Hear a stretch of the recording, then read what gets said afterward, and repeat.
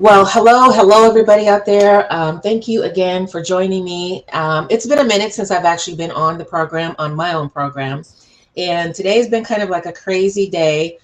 Um, so I'm a little bit I'm a little bit behind today, you guys. And it's been a minute since I have been on here. I have just been so busy.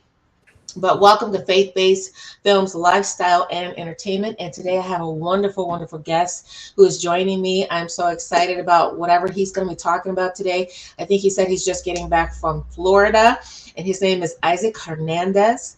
And welcome, Isaac. Thank you so much for joining me today and our audience. God bless you.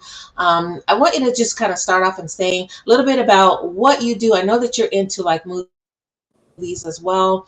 And that's basically what this YouTube channel, it's kind of like a tweak of different things, of end time things, biblical things, biblical discoveries, movies, entertainment, and things of that nature. And I know you've kind of like played in that whole arena. So just tell us a little bit about yourself and what you do.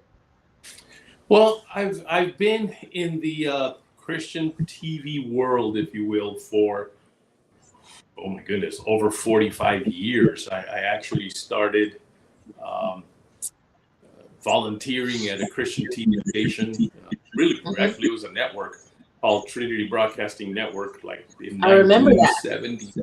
Yeah, it was like 1977 that I started volunteering there, and as a teenager, I think it was about 18 or so, 19 maybe, and then eventually I actually got hired there, and so most of my life has been in the Christian TV industry. I started off as an audio engineer, and then eventually became a director. So I directed a lot of the shows there, including the live flagship show, which was called Praise the Lord. Did a lot. Yes. But then 13 or about 15 years ago, I sort of moved more into the Christian film side of the universe, if you will. And because at TVN, my last 4.5 years was actually no longer as a director of their TV shows, but I was more into the programming, and I was bringing in a lot of Christian movies. Mrs. Crouch wanted for me to find every possible Christian movie that I could find, every movie that is out there. She said, find it and let's bring it into TVN, because she did notice that people really wanted to see this type of programming, and it was very difficult to find. Because for the most part, Christian TV stations were not using that. They were not airing, the movies. They were mostly just doing what I call the preacher, teacher, healer, prophet type of programming. So in other words, you were either a teacher or you were a preacher or a prophet, and that's what the most Christian TV was. To do something different. So she had to be looking for all the movies. That, of course, put me into that world pretty deep. And I liked it because in reality, when I was a kid, I actually wanted to be an actor in movies, but it just didn't work out. Because my dad, I got called for an audition. I actually got an agent, got called for an audition, and I was only about, I'm going to say 13, 14, maybe 15. My dad, of course, had to drive me there. We went to Paramount Studios, and we walked into the place where the auditions were being held, and my dad saw who was there, which was, I grew up in church, by the way. Let me preface that by saying I grew up in church. And so we show up, Dad sees a lot of young people, with earrings and tattoos and all this stuff. And he said, this is not for you. So he took me right out. I never got into the film industry. But I've always had a love for it. So now, again, move forward, 40-something years and 30-something years, and now I'm deep in it, only in the Christian film industry, which I didn't even realize existed and probably didn't really exist back when I was a kid. So I was able to just kind of get in there and begin to maneuver myself around that world, and eventually left TVN to start to start the first Christian movie streaming platform called Parables. That was before PureFlex launched there. And now there's a whole lot of them, actually. There's quite a few streaming Christian movie platforms. I can think of Encourage TV and oh my goodness, what's the other one? I don't know. There's several specifically Christian movie streaming platforms. But we launched that one, and we went for 13 years with it. Eventually, it ended up being shut down right when COVID kind of hit. Right. The company that owned it had to trim down quite a bit, and we were one of the trims. So we shut it down. I got unemployed, but I have remained in that Christian film industry, doing mostly distribution. I've executive produced a few films, but also just get involved in helping find distribution for movies. So that's kind of in a nutshell what I do. Okay. Wow, that's very interesting. What do you feel is the importance of having these good movies? I mean, there are so many movies out there that um, they're kind of trashy. I'll just say trashy, okay, because that's what they are. I like we were talking about before we went live. I don't particularly like horror movies. That's me. And for me as an actress, I don't think that I would ever do a horror movie. I would never do nudity, and I definitely don't like profanity. Okay, I am a Jewish believer in Yeshua or Jesus, and I think we have to draw as actors or producers. We have to draw a fine line. Okay, I was asked not too that long ago if I would play a role. And the role was, I won't actually say the title of the role, but the role was an evil character from the biblical days. Okay. And it was a female role that is a seducer. If you can figure that one out. Okay. Biblically. And, I had to say, of course, no to that, because for me, there's a lot of people that deal with that particular type of spirit, that evil spirit. And I didn't want to portray myself as something like that. Now, yeah, I mean, I play roles in movies like an assassin, and I do things like that or whatever. But this was something that was, I felt that would be too much of an impact, not only on me, but other people that may have been watching and maybe have dealt with that same type of spirit. You know what I mean? So I had to say no to that character, to that role. And I noticed that as soon as I did that, because I was talking to a friend of mine, and she's a Christian. She's also an actress, and we kind of talk every once in a while. Her name is Christina. And, I was saying, my faith in my heart and my spirit is saying that's really not something that I could do. And I said, but I believe that God is going to open up more doors for me because of my faithfulness to him. And I tell you, I kid you not, maybe like a week later, 3 opportunities opened up for me. And so I don't know how you believe, but I believe that we do have to be careful. It's kind of fun to play different roles and things of that nature, but I believe that there's, like I said, a fine line that we have to draw when it's to our faith and our faith walk with God. And I know one particular person, he was telling me that he was in the middle of a shoot. And it was, of course, he was doing like a horror movie or something like that, or paranormal. And he said, basically, when he was playing the role, he said in the natural, he could actually hear something happening as he was playing that role. So I think it is so very important to be careful of the roles that we do end up playing. It's important to pray about, and I think that also it's a big part of like your character as well. People do see, they watch us, people that are other believers, they watch us, the world watches us as well. And so I think, like for me, the biblical role that I was telling you about, David, the movie, we're still waiting to hear about that. There's like 70 something, actors that were cast for that movie, but it's a biblical movie. And in the beginning, we talked about casting for the main female role, but that role, they were requiring her to undress, Bathsheba or Sheba. Who was it? Bathsheba, right? Bathsheba. And so, I'm like, yeah, no, I'm not going to do that. And so I ended up taking the role of Abigail, but we're still waiting, to do that. But, that came with much prayer and asking God. And I felt like, he was saying that Abigail was basically someone that I could relate to. And when I thought about a little bit about my life, I've kind of gone through the same thing. So again, I think it's very important as actors that we choose the correct role that is fitting us. Do you agree? Well, no, absolutely. And I think you have to adhere to your personal convictions. Mm-hmm. Now, some of those are things that I think every Christian should adhere to, and some of them are just more on your personal level. So, for instance, Right. you speak of like a horror movie, and if you just feel uncomfortable and are not and feel a strong conviction that you don't want to play a character in a horror type movie, then you need to follow. You need to be Right. Truthful to your convictions, and you need to adhere to them. Right.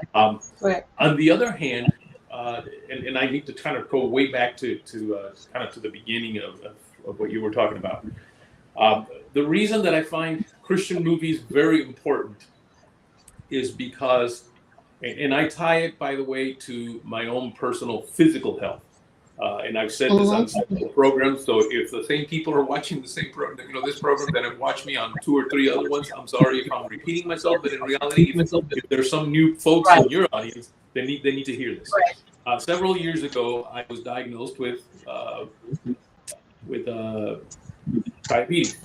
Actually, I was diagnosed pre-diabetes, but I didn't take it that seriously. Okay, so I continued in my same lifestyle that I had before. Yes. Well, after a few months, I got a letter from the doctor saying, "Okay, now we're going to need to put you on insulin." And I just thought, "Oh, wait a minute! I can't. I don't want to be doing this." And so, my daughter-in-law suggested that I watch this documentary called "Forks Over Knives," which is the plant lifestyle. So, in other words, vegetarian. No meats. So I tried it. I said, you know what? After I saw the documentary and after I saw their book of recipes, I thought, wait a minute, I think I can do this. That looks like good food. And I did it for 2 years, and sure enough, really, as soon as I started, within a month or so, I started seeing my health change. I started seeing my numbers, change. Right. All of a sudden, I heard God say, "Well, what about the health of your soul?" What about the health of my soul? And as I just kind of began to listen to God more, I realized that, and I heard that the way we feed our physical body. Well, let me go back. The way we feed our spiritual, because we're made in 3 parts. We're made, Isaac's spirit, Isaac's soul, and Isaac's body. The way we feed our spirit is, of course, through our prayer and our worship. That's how we're constantly feeding our spirit. The way we feed our physical body, of course, it depends on what we eat through our mouth, whether we eat eating or whether we eat healthy. But how do we feed our soul? Well, our soul gets fed by what we listen to or what we watch. Okay, and so I began to realize that a lot of the content that is being put out by Hollywood, a lot of the content that is out there, not the Christian content, but just a lot of the content, is very unhealthy food for our soul. Very unhealthy. And it actually started just, not too overt, but as time has gone by, things have gotten worse and worse and more unhealthy. And yet, we, even as Christians, we eat that stuff. We go to church on Sunday, maybe on Wednesday, we read the Bible, we pray, but we also watch TV or we go to the movies, and we are ingesting into our souls this type of content.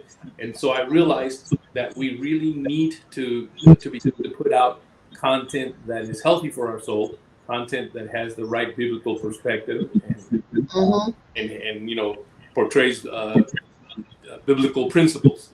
Now, having said that, a problem that we tend to have in the Christian film industry is that we feel that all Christian movies have to be family type movies.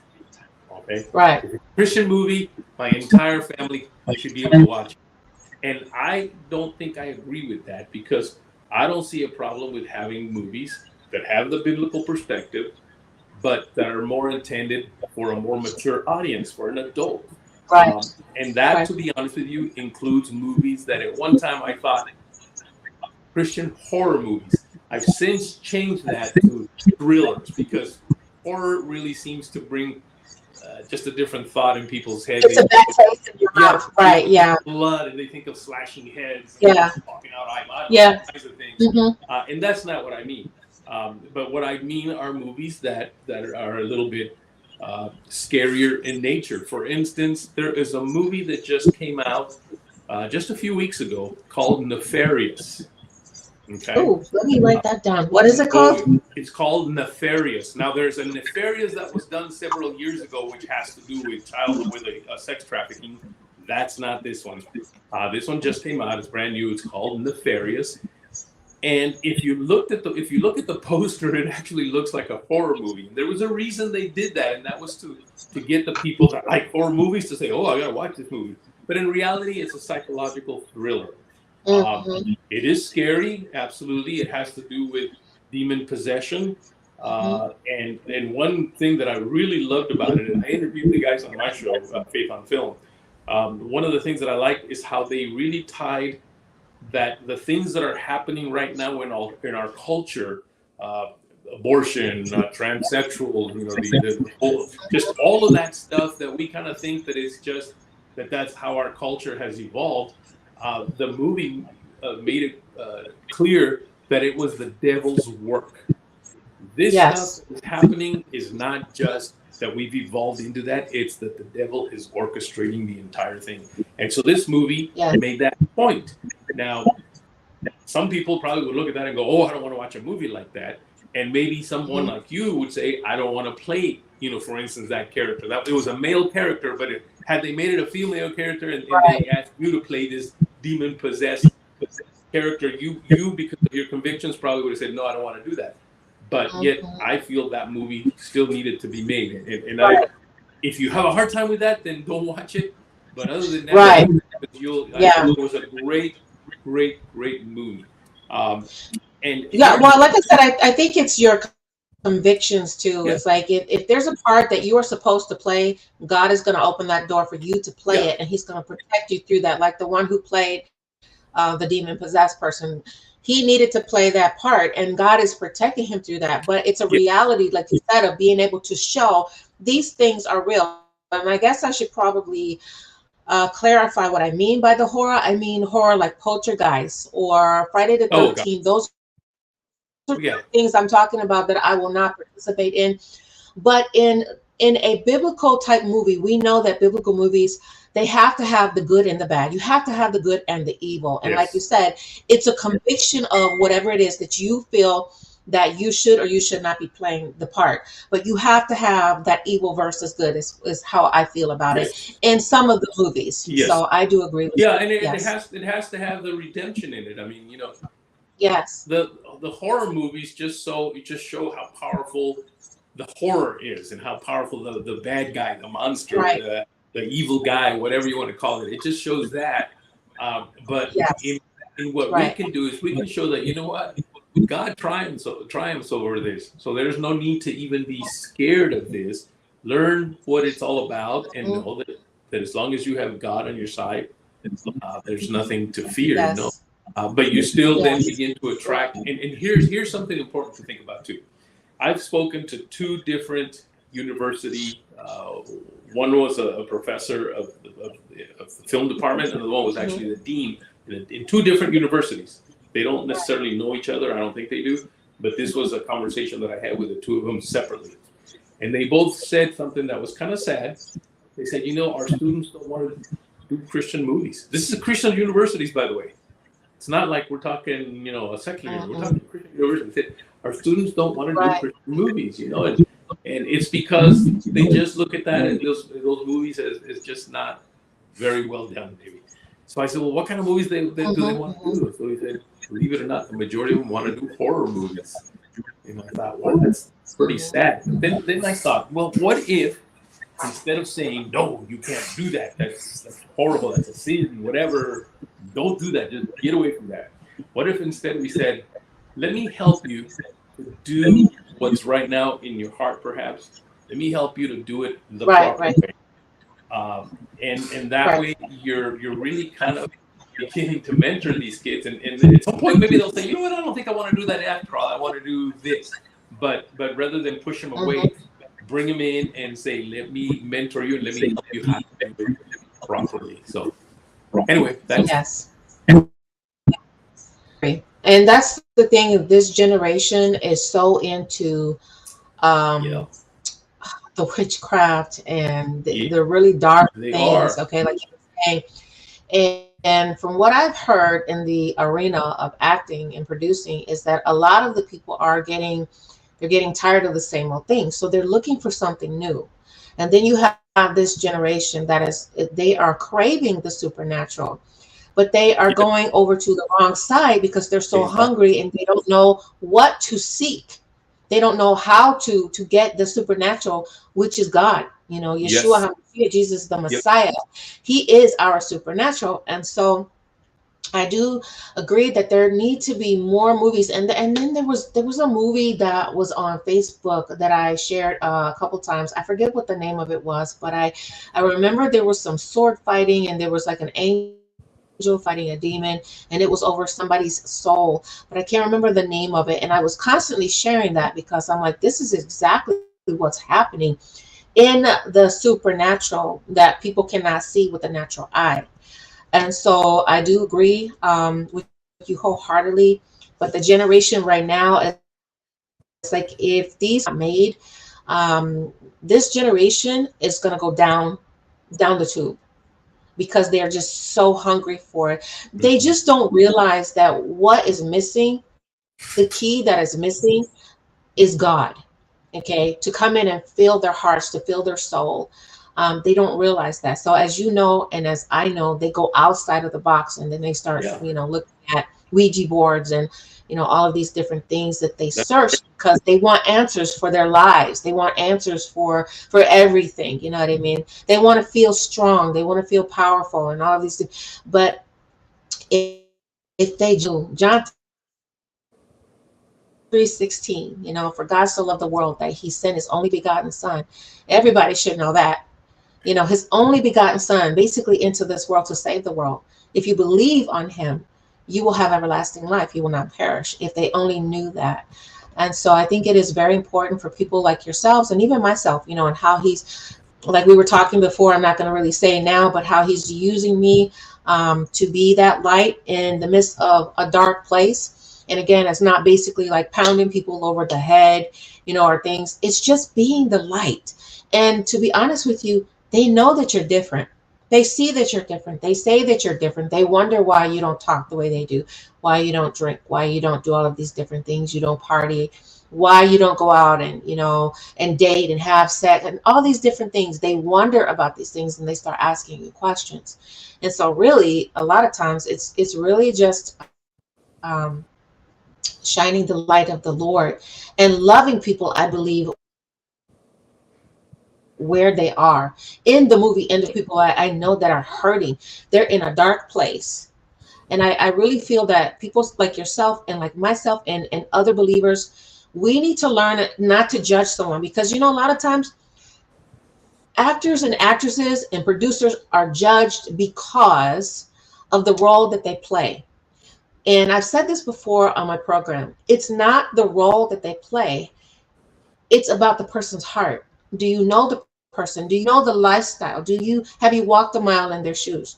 Do you know their background? You don't know anything about them. All you're seeing is basically the part or the character that they are playing. So don't look at the character. Even these people out here that are playing all these evil characters, in their heart, God loves them. God said he loves everyone. He doesn't want anyone to perish. Yeah. And so basically, I have found that a lot of people, they look at that character again, instead of seeing the heart of the person.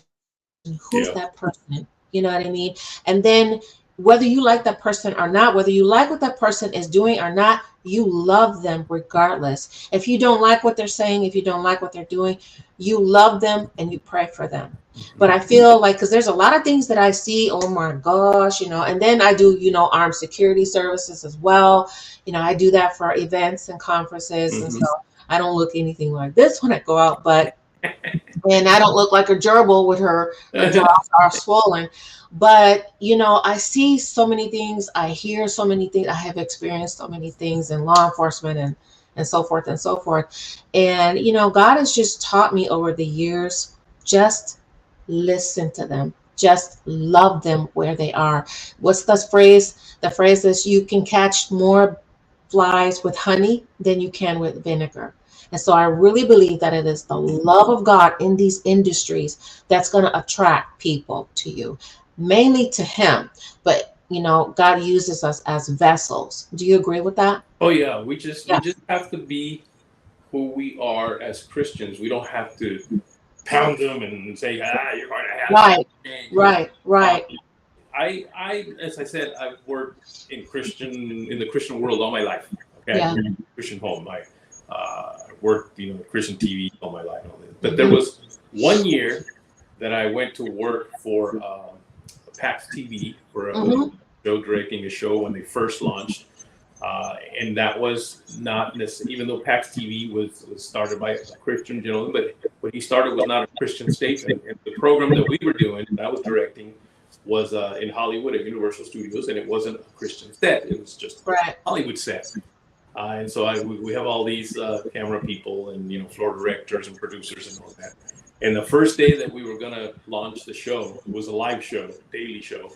The first day that we got on there, I got on the headset and I said, I'm talking to all the camera people. I said, now, guys, I hope nobody takes offense at this. I said, I'm used to saying a little prayer before I start a live show. It helps to just kind of, put me at ease, make sure, I feel like that way I get going. Right. So I'm just going to say a quick little prayer. I'm not trying to convert anybody. This is what I do. And from what I hear, there was a guy out there that said, he told me later, he goes, everybody was looking at each other like, what is this? Who is this? What is going on here? But again, the Daily Show, by the end of the week, they were reminding me to pray. So I would get on, and right away they would say, guys, we're going to pray. So I made an impact, I feel, on them. Now, did they get saved? I don't know, but the seed was planted. At least there's something different about this guy, and we kind of like what he does. And as a matter of fact, the executive producer, when he would introduce me to some of the stars that would come on the show, this is Isaac Hernandez, and he prays before the show. It became the thing that, hey, this is a director that prays, and they like that. Right, they take notice. That happened to me when I was on the set of The Last Evangelist 2 years ago.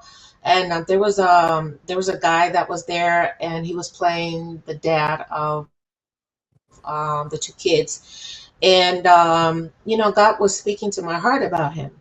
And so, I kind of waited for a while for the right moment, and asked him if I could pray for him, ended up ministering to him. And I'm telling you, it's like the people that were around me, you could see like the weight was lifted off of him, and his whole countenance changed. And it wasn't like,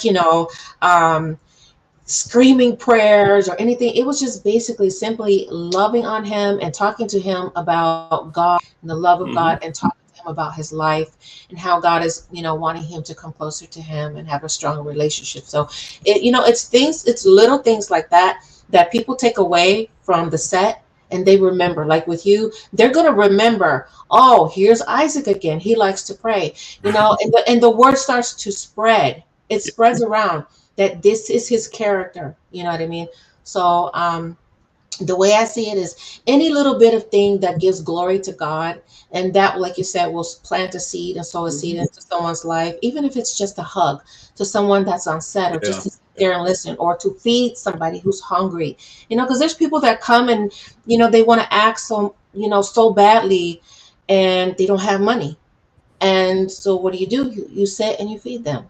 Sometimes just the littlest things, it means a lot to people. So plant the seed, and then they'll grows it. So yeah, amazing. Do you have any projects coming up soon? Anything in the works? Well, give me back up. I actually haven't been involved in the movie in about a couple of years. So what I have been mostly involved with now is, of course, a show that I do.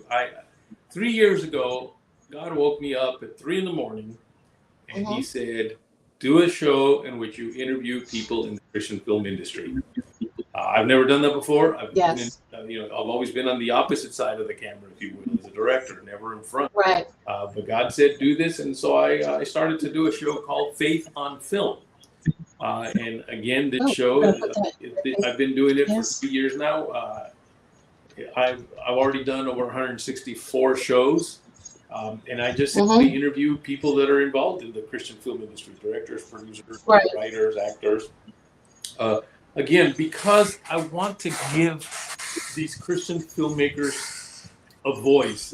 They don't have much of that unless you're a big superstar actor and you've done, a big movie that, I mean, if you're David A.R. White, for instance, on God's Not Dead, the big networks want you to come on and talk about your film and all that. But for every one of those God's Not Dead movies or Jesus Revolution, if you're Jonathan movie, believe me, every big network wants them. But if you're for every one of those, there's probably 25 or more smaller films that nobody really has heard of. They don't have the big dollars for marketing or anything, and so they come out and do whatever they can. And so I think that's what God had in mind when He said, "Don't do this show so that I can give a voice to these smaller films and the less known actors or producers." And so because of that, what He's done with this show is He's really expanded the reach of it. I'm on 28 different platforms. I have a co-host now, Holly McClure, and we do these shows. We did some interviews where I was in Orlando for NRB Network Broadcasting. 2 weeks before that, we were in Orlando again for ICFF, which is the International Christian Film Festival. We did a bunch of interviews. And so we're exposing these filmmakers that nobody would have heard of.